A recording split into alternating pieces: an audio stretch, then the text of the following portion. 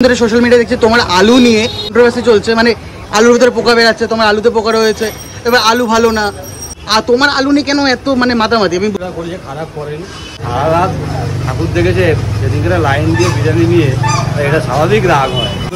আমরা চাই না কোনো খাবার জিনিসে পোকা দিতে, হয়তো আলুর ভিতরে রয়ে গেছে, দাদা যদি বাড়িতে 2 কিলো আলু কিনে আনতে, যদি একটা পোকা হতো তুমি কি সে দোকানদারকে ধরতে?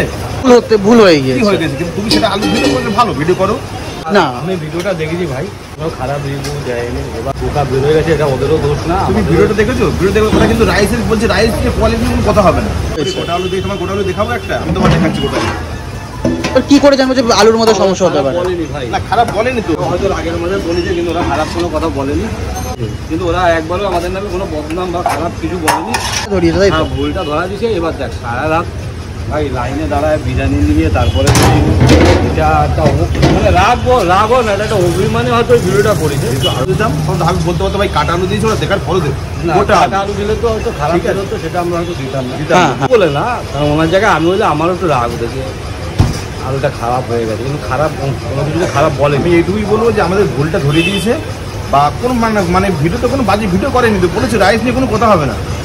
আমি আজও বলছি, এখনো বলছি, উজ্জ্বলতা মানে কোয়ালিটি উনি বলেছি, কিন্তু রাইস নিয়ে কোনো কথা হবে না। আলুটা ভেঙে দিচ্ছে ভিতরে পোকা, তার জন্য তো ভাইয়ের কিছু করে না, আমাদেরও গোটা আলু তো যদি আমরা কেটে দিতাম, যে ভাই আমাদের কেটে দিয়েছে, আলুটা খারাপ দেখার পরেও দিয়েছে। আর তখন মাংসটা দুটোই ওই পেছনের পিস করে গেছে, যেটা আমাদের ওটা আমরা নেই না, ওই মাংসটা আমরা নেই না, যেহেতু পুজোর সময় তো যখন রাত্রেবেলা কাটা হয় না, আচ্ছা, তখন ওই মাংসটা আমরা বাদ দিই। ওই মাংসটা আমাদের তখন পুজোর টাইমটায়, এমনি টাইমটা খুব কম, এমন সময় আছে রাত 1:30টার সময় 2:00 সময় চিকেন এসেছে। আচ্ছা, মানে ওই পুজোর যে মালটা রাত্রিবেলা কাটা হয়, ওই মালটা আমাদের বাদ দেয়, কিন্তু দিনের বেলা যখন কাটা হয় ওইটা হয়তো দোকান যখন করে, ওরা আমাদের বাজার থেকে মাল আসে তো, ওটা কাস্টমারকে বিক্রি করে, ওই মাল আমাদের খুব কম আসে না, মানে আসে না বলি চলে। হ্যাঁ, ওই মালটা আমরা নেই না, কিন্তু রাত 1:30টার সময় যে মুড়ি কাটে, সেগুলো বলুন এই মালটাই কোথায় দেবো, তখন ওরা চালিয়ে দিয়েছি, ঠিক আছে, এইটাই আমাদের। কিন্তু হ্যাঁ, কিন্তু এইটা বলে দাও যে পরের বার যদি আসে অবশ্যই ভালো জিনিস দেবে। অবশ্যই, আমি আগের একটা ভিডিওতেও বলেছি যে ভাই বেশি পড়েছে, ওটা আমাদের কপাল খারাপ যে ওই ভাইয়ের পেতে 2 পিস পড়েছে। তাহলে পরের বার যখন আসবে দুটো ভালো, অবশ্যই বলেছি, পরে আগের ভিডিও বলেছি, তোমার ভিডিওতে বললাম যে ভাই আসুক, ভাই খাক, যেমন হবে তেমন ভিডিও করবে, আমাদের কোনো ব্যাপার নেই, আমরা অন ক্যামেরায় বলছি, আমাদের কোয়ালিটি নিয়ে বেস করো ভাই, উজ্জ্বল দেখে না, কোয়ালিটি নিয়ে বেস করো, একদমই এটাই। তার মানে উজ্জ্বল দা, তাহলে তোমার আলু নিয়ে যা ছিল মোটামুটি সমস্ত কিছু শেষ না? ওরা খারাপ ভিডিও করে, আমি ভালো বলবো না, ওটাই বলছি যে প্রবলেম যা ছিল ওটা সমস্ত কিছু সলভ।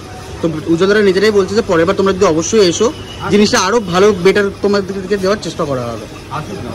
একদম তাই, আবার বলুন আমরা খাওয়াবো।